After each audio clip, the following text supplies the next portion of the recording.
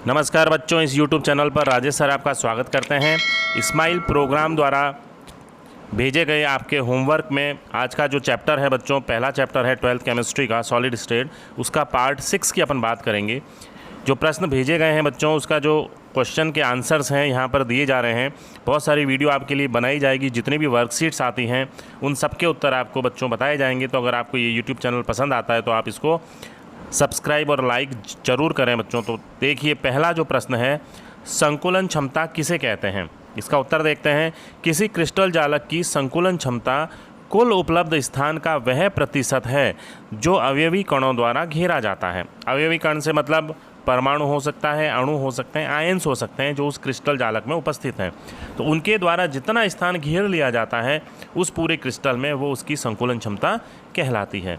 इसे हम निम्न जो सूत्र है उससे ज्ञात करते हैं बच्चों कि संकुलन क्षमता बराबर परमाणुओं का कुल आयतन बटा क्रिस्टल संरचना का कुल आयतन गुणा 100। अपन इसको 100 से गुणा कर देते हैं क्योंकि अपन इसको प्रतिशत में निकालते हैं। ठीक है बच्चों।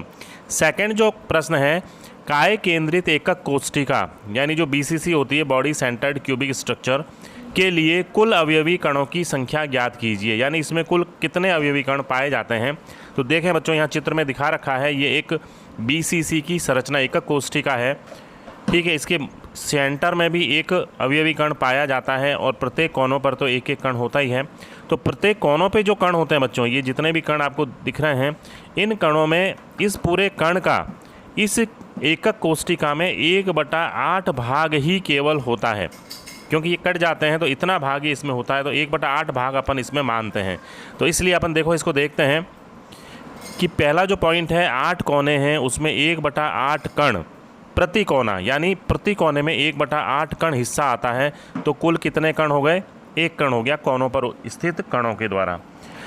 दूसरा जो है, एक कण इकाई सेल के केंद्र में है। देखो यहाँ केंद्र में स्थित है एक कण, क्योंकि वो अंदर स्थित है तो उस पूरे का हिस्सा उस एकक कोष्ठिका में माना जाता है, इसलिए एक कण वो हो गया।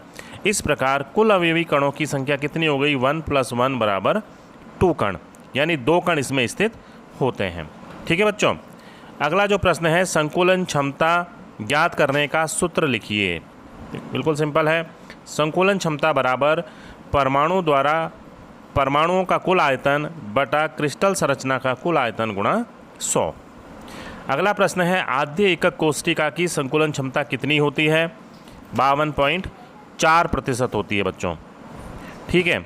अगला प्रश्न है, सरल एकक कोष्ठिका की कुल संकुलन क्षमता ज्ञात कीजिए। तो देखो आपके सामने चित्र है सरल एकक कोष्ठिका का। इसके प्रत्येक कोनों पर अवयवी कण स्थित हैं बच्चों। केवल इसके कोनों पर ही, यानी जितने भी कोने हैं सभी पर एक एक अवयवी कण स्थित होता है। तो माना कि एकक कोष्ठिका की भुजा की जो लंबाई है a और गोलों की त्रिज्या जो है वो r है। ठीक है बच्चों। चूँकि दोनों गोले एक दूसरे को स्पर्श करते हैं, ठीक है, तो a बराबर क्या हो जाएगा? 2r।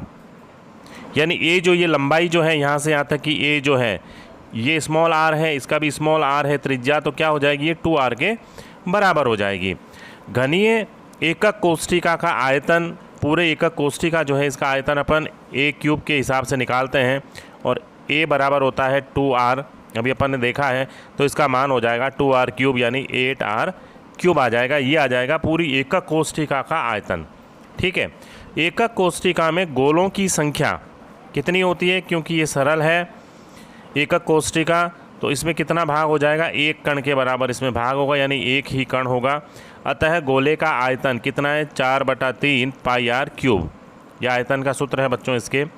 अब सरल एकक कोष्ठिका की संकुलन क्षमता अपन इस सूत्र से ज्ञात करते हैं कि एक गोले का आयतन बटा घनीय एकक कोष्ठिका का आयतन गुणा 100। अपन को पता है बच्चों कि एक गोले का आयतन यहाँ कितना है? 4/3 πr³ और घनीय एकक कोष्ठिका का आयतन कितना है? 8r³।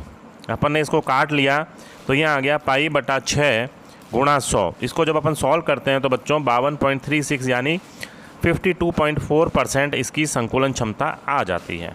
इस प्रकार अपन इसकी संकुलन क्षमता को ज्ञात कर लेते हैं। ठीक है बच्चों। तो ये प्रश्न थे आपके आज की वर्कशीट के 5 प्रश्न थे जो इस्माइल प्रोग्राम द्वारा आपको भेजे जा रहे हैं बच्चों पर डे, जब भी आपकी वर्कशीट आ रही है तो उनके आंसर्स आपको बताए गए हैं ताकि आपको आसानी से इसके उत्तर मिल सकें। तो आपको अगर और भी जितनी भी वर्कशीट हैं सभी के उत्तर बताए जाएंगे, तो आप मेरे चैनल को सब्सक्राइब कर लें जल्दी से, ताकि आपको जितने भी वर्कशीट्स आती हैं, क्विज़ आती हैं, उनके आंसर आसानी से मिल सकें। धन्यवाद बच्चों।